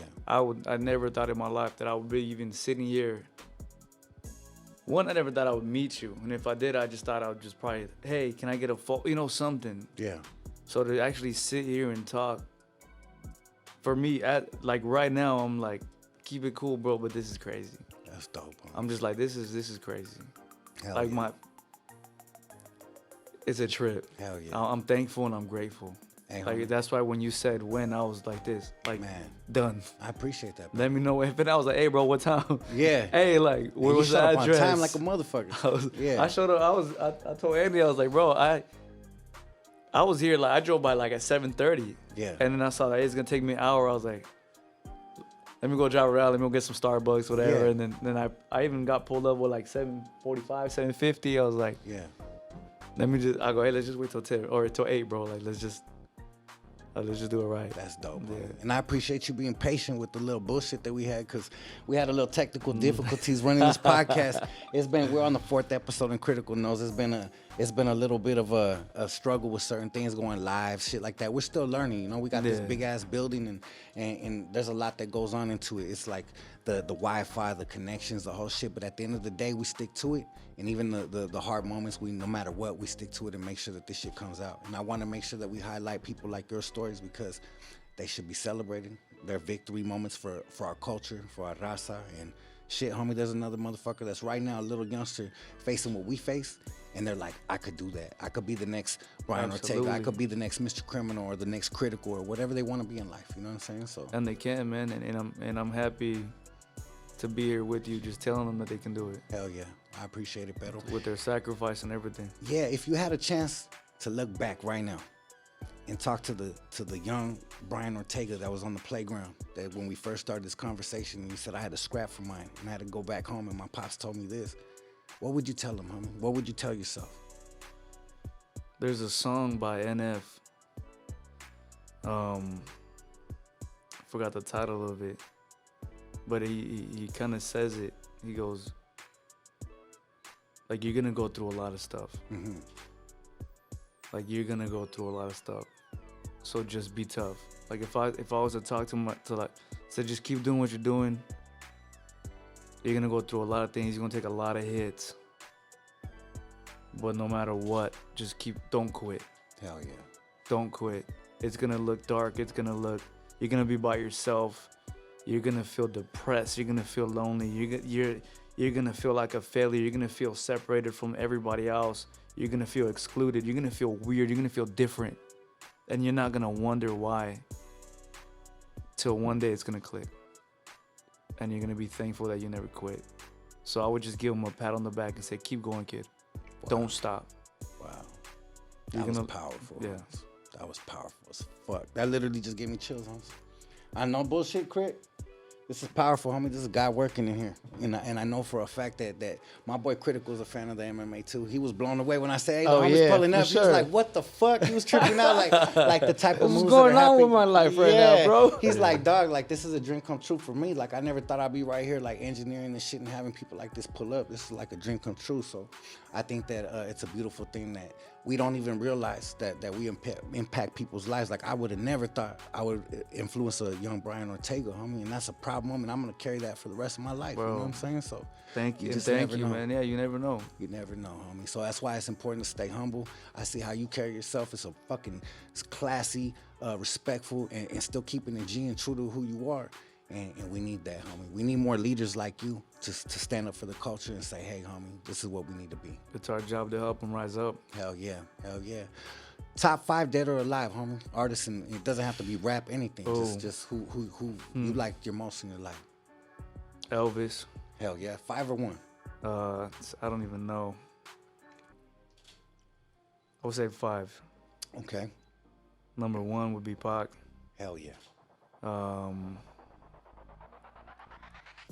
That's a tough one, man. There's a They lot are- of that's a there's hard lot shit. of people. That's a hard shit. And by artists, you mean just anybody. It doesn't matter. but just singing or rapping or Whatever you want it to or- be. No rules in this motherfucker. Oh, Ali, Hell yeah. Muhammad Ali, Bruce Lee. Okay. Yeah, so Pac, Muhammad Ali, Bruce Lee, Hell yeah. Elio Gracie, and That's Elvis. dope. Yeah. That's dope. That's dope. Now I had a question. You said that the homie Gracie was giving you advice in life, books just to read. Give a little game if you could. Like, there might be a youngster out there that wants to read one of those books. One's called Outliers. Okay. By Malcolm Gladwell. Okay. And it talks about one of the main things that I got from it was anything just to get something down, you spend 10,000 hours in it. Damn. And if you think about how many times you rapped, how many times you thought about how you're gonna set something up, I guarantee you that it has been equal to 10,000 hours. Wow. And that's just the basic fundamental of it. So 10,000 hours, and then like now you're good at it. Now go. Okay. And that book really helped me a lot at just getting perspective on what to do to be great, as in terms of putting in my time in places. Hell yeah. And there's just a lot of books, man. You know, like that was just one of the first one. Rich Dad, Poor Dad. That's a good one. Robert Kiyosaki, Yeah. right? Yeah. There's books like there's just a couple. You know, like I've never read a full book. That's just always been me, the way my mentality is. Yeah. But there's just books I have right now. One's called Fearless by my pastor. He's in there and he talks about just his struggles and everything. And I think more books like that where you watch the struggles. What's your pastor's name? I would like to look Jeremy. it up. Yeah, Jeremy. I'm gonna have to get a hold of that book. Yeah, I'll get it for you, bro. I appreciate that. I'll get it for you. Hell yeah. And books like that, man. You know, like I've watched a lot of psychology books, especially for me because in the game that I'm in. Yeah. You just, you know, I didn't get the best education, so I like learning how to read people more. Yeah. Just to know where I'm at, and that's it. Because I only know one type of environment really well, and the rest I'm kind of lost to. Yeah. So just how to read things like that. Hell yeah. But yeah, Rich Dad, Poor Dad, just there's just a lot of books, man. Hell yeah. When you say psychology, I wanted to highlight it earlier. I didn't want to cut you off. When you said you took that 2-week fight notice, and the homie told you that your opponent told you that before, like he made you feel like it was almost like sorry you had to take this fight. Yeah. I felt like he was trying to get in your mind a little bit. Did you feel like that was a little psychological? I don't know. I genuinely think it probably was. Okay. Just because He was that confident. I remember I walked out first. Okay. And right before I walked out, so you're in front and they're behind you. Yeah.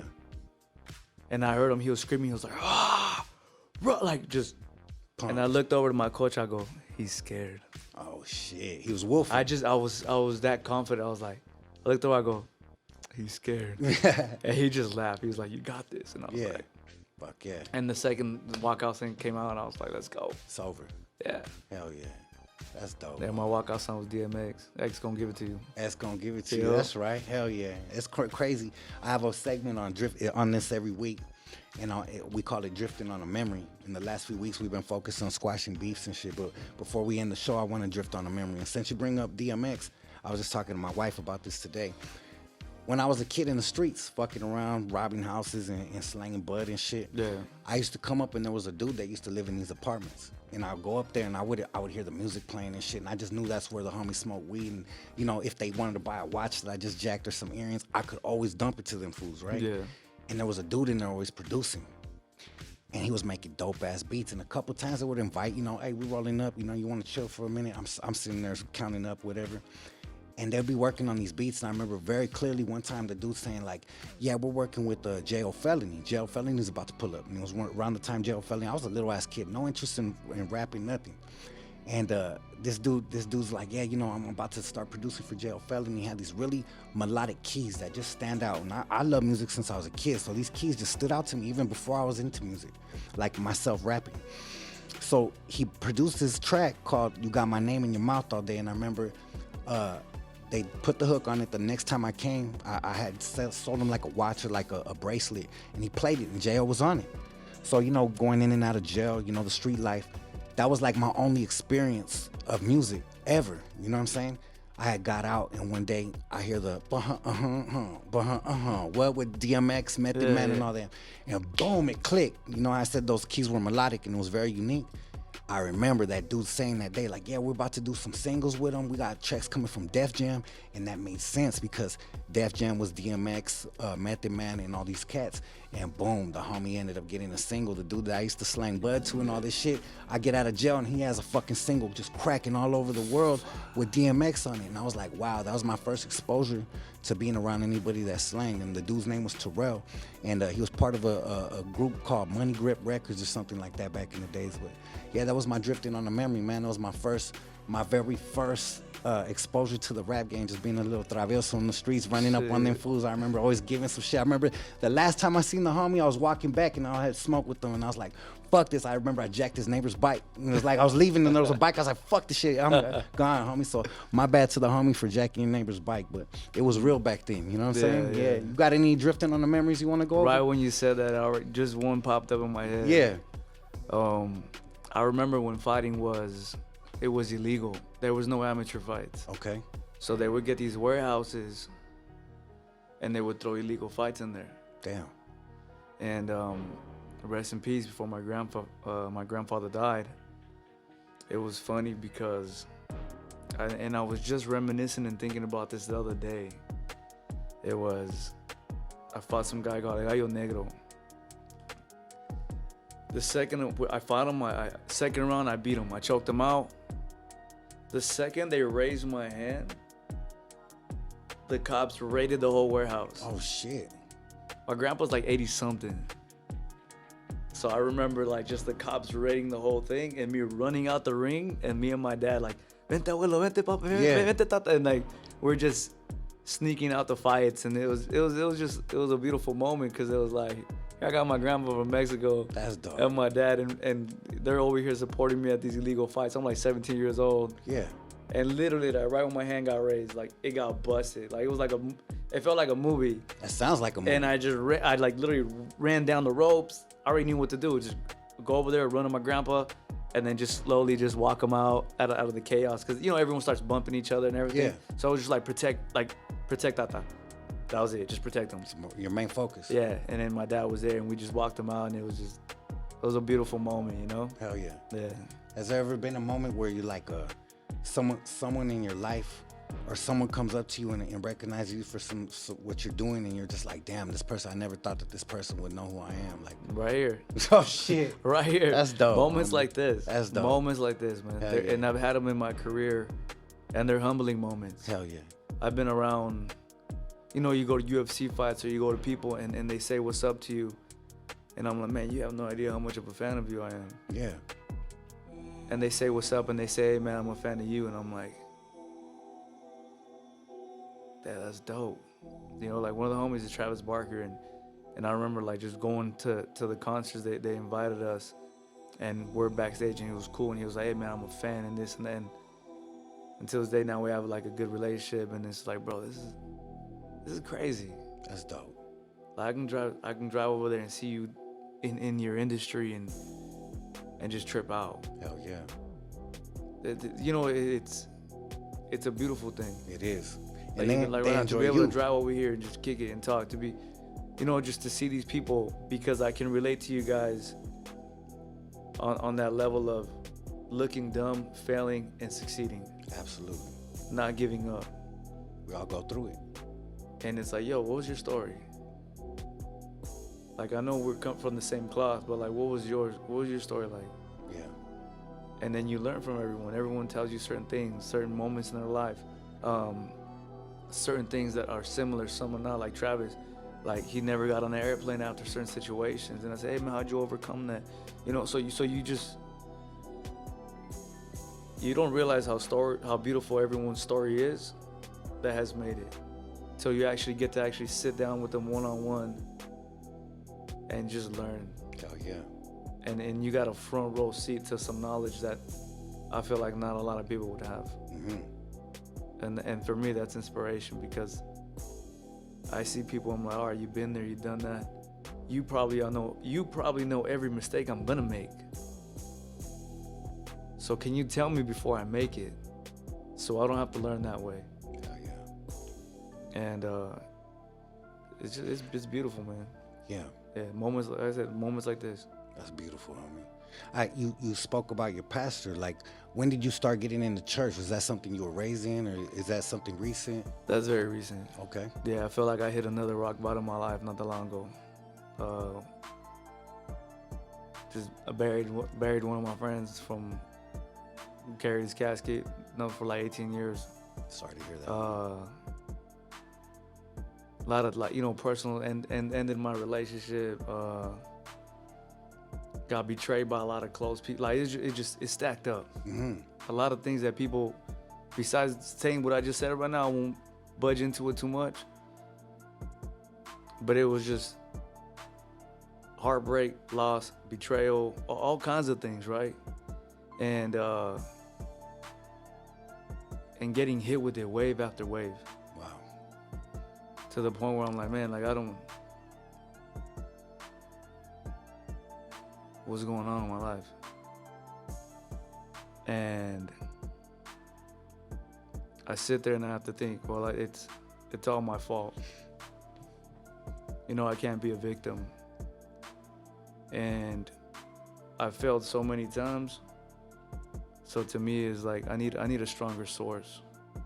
I can't keep depending on myself only. I can't keep depending on my grit. I can't keep depending on just me. And I went to this church and I felt something, man. I felt understood. And then I reached out to him and he came to the gym. He came to the gym to meet me. And on the gym, literally in the gym, I got on my knees and I'm confused. And I just started, right? Like, I'm just learning what this is about. Yeah. And I got on my knees and he just starts talking to me about things. And I just feel like, man, this guy gets it. He gets pain. He gets all this. And then, man, sure enough, man, I go over there and I bring my homie with me, and you know, we're both similar. Yeah. You know, we lost the same friend. We're going through almost very similar paths. And we just start going to church. And I went to this conference thing and it changed me, man. I just saw things differently. I realized there's a man that I haven't became for certain reasons. And it's made me more disciplined. It's made me more focused. Where before I was, let me party, let me, you know, girls, this, that. Now it's like, I'm just tunnel vision. Mm-hmm. I only see what I have to do. I see my kids. I see what I got to take care of. And nothing's going to stand in my way. And I've been making, like, my life has been changing crazy. And I've never felt this type of pain, though. It took this type of pain to move me, even when I was already I was already moving different from the rest. But it took a certain amount of pain this time. Because my whole life has always been something happens. I lose this, like, every year. Like, last year was my grandma and this and this and that. And it was always something. But I felt like I'm tired. Like, I finally had enough. Like, I'm tired, man. It's not that I can't keep doing this. I know I could. But to what point? And now that I've been going to church and this pastor came and he's in my ear and he's talking to me. He's like, hey, man, just call me coach. Wow. And he's just like, hey, bro, what's up? Are you good? Or, hey, man, you know, come. Like, yesterday, he just said, hey, come. I'll be here. Come by. I brought my kids. They were doing homework while it was going on. And I learned yesterday. And I'm not sitting here like, I'm this, right? I'm not, that's not what I'm trying to claim or nothing, but I'm just saying it is different for me. And it has helped me. And I see my kid, like, my connection with my kids is stronger. I lost that for a long time. My kids rarely knew who I was growing up because I would leave for 2 months to train. And then I would come back and then I would be selfish. I missed out on 2 months of my life. Let me go party. Let me go do this. Let me go enjoy this, the fruits of my labor. Yeah. And I fucked off what really was important. Wow. And it wasn't till recently where I'm like, hey, not like, I got my priorities wrong. This world leads and this doesn't. Why do I have them backwards? Why am I paying more attention to what we call them, the girls? Jezebels. Straight up. Right? Why are you paying more attention to these Jezebels that drain you from your energy, drain you from this? They just see you, they want something from, you know? When these little kids look up to you as your hero and you're letting them down. Wow. And to me, I'm like, how the fuck do I look at myself and I'm happy with myself like that? And I look at them and I see me in them. And I tell myself, man, not even my own dad did that to me. So like, I'm fucking up. So I had to look at, when I tell you, like, I looked at my whole life. And now it's like, I'm doing everything for you boys. And I'm sorry, you know? And that's it. My life is now, I'm living it for them. Wow. And I was going to bring them here actually today because I have them, but they didn't want to drive with me. And I understood, and they want to hang out with my little brother. So I took them to my mom's house. Otherwise, they'd be here, you know? Yeah. But, yeah, like, this all changed recently because of you know, just of Jeremy, you know, just the influence that he has on me. And I even told him, I haven't told him nothing. I just talked to him very like, you know, but he comes and he works out. He comes to the gym and I'm over here spotting him and I'm like, come on, man, one more rep. And he's almost failing. I'm like, it's in your mind, bro. You got to get in there. And he's like, just like I said in this aspect, he goes, it's in your mind. Wow. So we just trade off information, you know, and he called me like a son of thunder, you know, that like, he's like, you're quick to fight people. You're quick to jump the gun. He goes, you remind me of this guy named Peter. And then as you start learning, I was like, man, some of these stories in there, they're pretty vicious. Mm-hmm. They're warriors, they're fighters. They went against all odds. But they knew who had their back. At all times. At all times. And so I have a different, like, my goal is to have a different fuel, a different source. Yeah. And I'm tapping into it. And this is just the beginning. Just the beginning. This is just the beginning. I'm barely learning. I'm not perfect, nothing at all. Nor will I ever be. But I know I changed. Hell yeah. I know I'm different. Hell yeah. And now, because of him, I'm the most disciplined I've ever been in my entire life. If I didn't have a fight, I would be hanging out, killing time. Andy was over at my house. That's the reason I keep saying. He saw my schedule. My house is militant. Like I'm in there. Like my house is clean. Like I do the cooking, cleaning, housework. I'm on my shit. Hell yeah. I train. I take care of my kid. Like I'm doing everything. And now, like I told you earlier, that's just not enough. Like I wake up, I take a cold shower for breakfast. Hell yeah. I don't get to enjoy a nice warm shower when I wake up. It's a cold shower. Why? Because the day is full of things that you don't want to do that you have to get used to doing. Wow. How do I do that? Cold shower, done. Brush your teeth, done. My bed is made, done. Go do breakfast, done. Wash the dishes, done. 10 o'clock. All right, let's go train. Get punched in the face. Go do. Now, by the time I get to training now, it's fun. Yeah. Before I was like, man, I don't want to go in there and these guys it's gonna be a hard day. Now I look forward to it. So my mentality has been changing. Yeah. And it's because of the pain. It's because of I'm done being where I'm at, and ultimately it was just accountability. A man taking full accountability of everything in his life. Wow. I'm not a good dad because I play victim. Oh, I have to train that. Nah. You're being selfish. That's the talk I didn't want to have with myself. You're being a piece of shit. That's why. Damn. Yeah, I'm right. What do? Stop being a piece of shit. Hey kids, let's go hang out. And it was weird for me. I didn't know what to do. I had no idea how to even bond with them, as fucked up as that sounds. And now, like, they're my little road dogs. Now I'm like, hey, you guys want to go over here? You guys want to take the razor out? You guys want, hey, what if I buy a boat? You guys want to go fishing with me? Like, hey, boys, come do the grass with me. Come crap. Like, it's crazy. But I have to build a lot of things that I lost with them. And I have just memories and glimpses that I can never get back. And I've been talking to their mother as well, and she was like, hey man, I seen the change in you, man. Like, I know we're separated, but like I'm proud of you. And just to have a good relationship with her is the world. Because for a long time it was bad. So the second I apologize for all my mistakes, I've made right with all my wrongs, if things have been better. And in reality is you do reap what you sow. So karma came and paid me full. It was a late visit, but it got me. I thought I escaped. Wow. But it got me.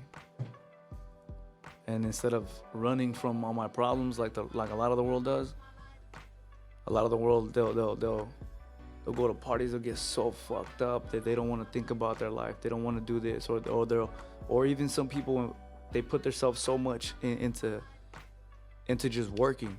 Because I know when all this happened, I just trained so I couldn't feel. I woke up, I would run 5 miles, and I go train again, then I'll go train again, then I'll go train again, and I'll go train again. And then it's midnight and I'm tired, I'm like, I go to sleep. And I'll wake up and I'll do it all over again just because I just want to escape reality. Wow. I don't want to face it. And it wasn't until I took accountability recently from my life for everything I've ever done. That changed me. Just being accountability for me means if you say, hey, Brian, why were you late, right? Or whatever it is. I could tell you, hey, man, this for my kid. No, like, hey, just be straight up. Yeah. Like black and white, it shouldn't be a long ass answer. If me being accountable, like, means I have to make up a story for you to understand or feel bad for me, that's me escaping accountability. And a lot of things was like, how come you weren't this, Brian? Like I told you, I just didn't give a fuck. I cared more about myself. I was selfish. Stop and change. Now, how do you do it? You just do it. I was in there. I spent time with them. I took them out. A lot of times I don't know what to talk about. I'm in the car, quiet. It wasn't until then that I realized, like, dude, I don't really know, like, I don't really know them. Damn. I was like, guys, how's school? How's it? You know, like, other than superficial talk, it was like, bro, I don't know who these guys are, and they're my kids. That one hurt. When I talk about hurt, that one hurt. And when I first was separated, I didn't know what to do with them. I was like, what? Guys, take a shower. I didn't have no idea. And it wasn't until recently where it's like, now it's like I wake up, hey man, your breakfast is made, this is made, that's done. Hey, here, let me help you with your hair, G. Like, ooh, look at you, you look fly. Now you're gonna get all the girl. I actually learned to love my kids and fall in love with them. And I didn't even think I would be saying this right now. Honestly, it just came out. But it was something beautiful. And all these changes have been happening in my life ever since I decided to take accountability and start to trust in the man above. Wow. Because as they said, he's your father. He's all our dad, right? Of course. So why not get to know who my dad is? Straight up. And that's what I'm doing. As you speak, I commend you, first of all, for many reasons. But the first thing I want to highlight is I think it's amazing at your age. You said you're 32? Yeah. Okay, 32. You got the whole world looking at you. You got every reason to be selfish for all the work you put in, for all the sacrifice and everything that you do. But that you're in a moment where you're still in the middle of it. You didn't make the mistake where it's too late. Your kids aren't grown up. Yeah. You're not 50 years old talking about, this is what I did. You're in the middle of it and you captured that and you noticed it and you recognized it and you're making a difference. And in this world, with how much distractions there is, how many Jezebels, how many clubs you could be at, homie, you're in Southern California. You're a celebrity. You're a star out here. You could go anywhere and have life however the fuck you wanted out here. Yeah. And the fact that you're telling me this right now and you had that self-realization tells me two things. That the structure and the discipline that fighting brought you in your life, in the struggle, has carried on and carried on to something more powerful. And number two, that God is really working in your life, homie. God is really choosing to put you in your place for a reason, because you realize who you are and what you're doing. My homeboy Droopy told me something from my neighborhood one time, and I relate to it. And as you were speaking, this is one of the other things that reminded me. I was going through a tough moment. There's certain homies like in my life, me and him, we went through the struggle since the streets. You know what I mean? Like, yeah. I'd be locked up, he goes to prison. Like, no matter what, we always kept in touch. And he's my brother from my neighborhood, right? And now he's my spiritual brother. We talk about Jesus, we talk about God. He turned me on to Joel Osteen. Like, my mom was trying to teach me about Joel Osteen. And for some reason, it wasn't cool. My mom was trying to teach me. My homeboy from my hood taught me. I'm listening. You know, a little different, right? But he told me one time, he's like, brother, he goes, sometimes in life, we look left, we look right, we look behind us, we look forward, we look everywhere, we look down, we're trying to look for an answer. All we gotta do is look up, homie. He's right here at all times, you feel me? Amen. And that's such a powerful thing. And the final thing that I'll say is there's a quote that I read in a book, and it stood out to me heavily. And right now, as you were speaking, again, you remind me, like I said, 4 things. It said, the world will get out of the way for the man that knows where he's going in life. That was one of the most powerful and significant things that I ever read. And I was like, damn, as you're speaking, you know exactly where you're going. You know who's doing it for you. You know why you're doing it, for your family, for your kids. Homie, I see nothing but greatness for you in your future.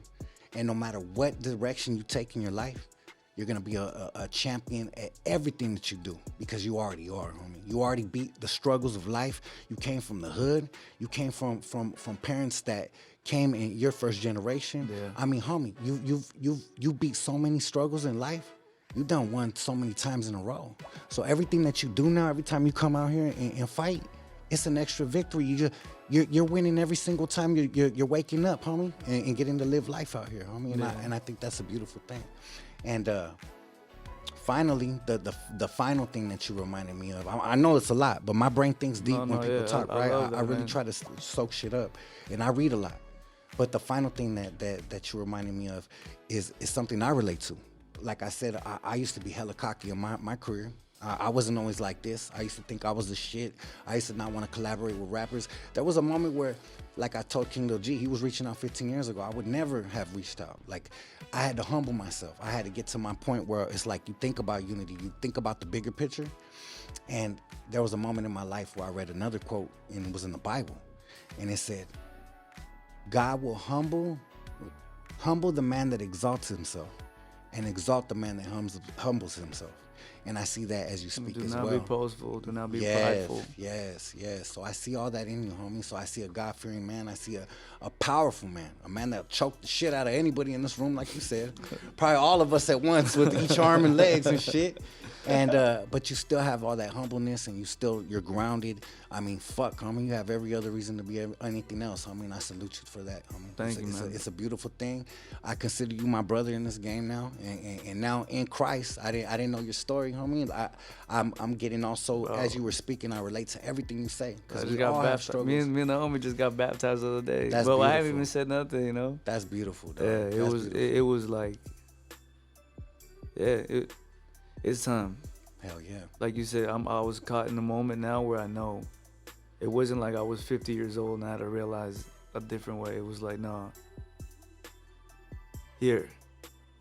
You know the paths now. Now you can either choose to keep going the same way or go this way. Yeah. Without hesitation, I went the other way.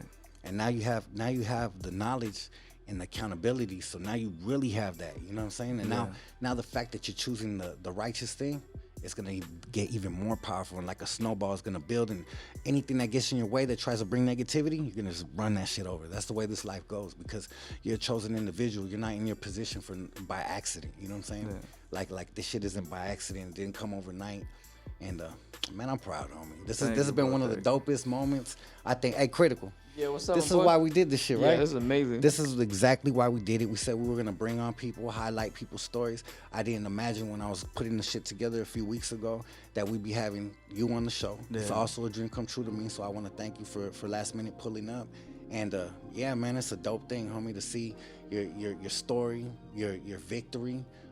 Hear that you become a brother in Christ, and to see everything that you do next, man. We're all supporting you as Crime Family Entertainment, the whole podcast, the whole community. We're all behind you, homie, and we will be right there cheering your victories every single time, homie, because we're all right here riding with you, my boy. Thank you, my boy. Appreciate that, man. All day and night, homie. And that support means a lot, and it goes a long way. Hell yeah. And vice versa, man. Anything I can ever do, hell yeah, you just let me know. Hell yeah. Bulletproof love from the homies over here. You already know how we do it. Yes, obviously. Hell yeah. Well, shit, man, we won't take too much more of your time. It's been a beautiful conversation. We loved it, homie. We're supporting, like I said, we got some new gear, Crime Family Athletics. My girl, she's heavy in the gym. Yeah. As you were talking about all that, and it reminded me, because we'll be in this motherfucker 3-4 in the morning, and I'll give her props. No matter what, she's the same way. She's military minded. She wakes up early. She's right there, brush her teeth, nudging me like, hey, you going to the gym with me or not? Like, fuck, who cares if we went to 3-4? Man. Yeah, she's an amazing partner, and she's my partner in this whole Crime Family dope, movement. Man.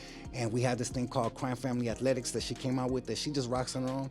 Nothing official. We just gonna throw you some shit just so you can rock, just to represent. Say you know what I'm less, say saying? less. And that's how we do it, man. But before we get out of here, do you want to send any message to the fans? Anything you want to say? I just thank everyone, man. That's it. Yeah.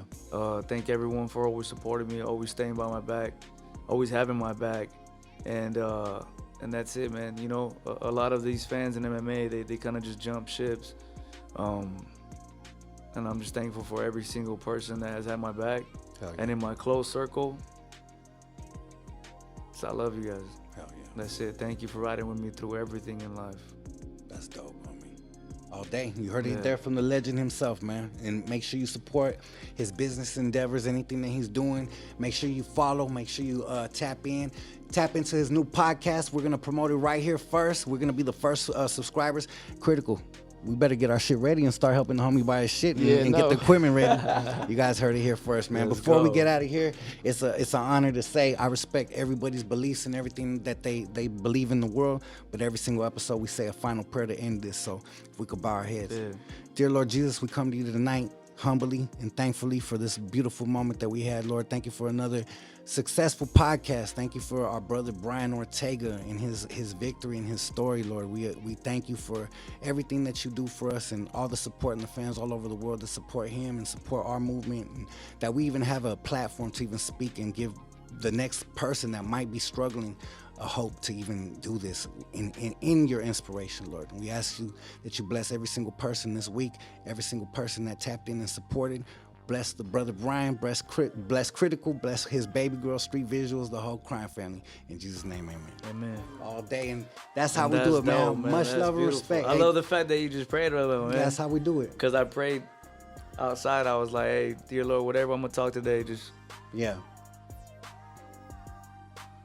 be with me. that's dope. Yeah. I felt it. That's it. Just be with me. I felt it. Yeah. And I'm not going to lie, I'm going to keep it 1,000. I felt a little nervous for you, Ken. I was like, I don't want to ask the wrong questions. I don't want to upset you.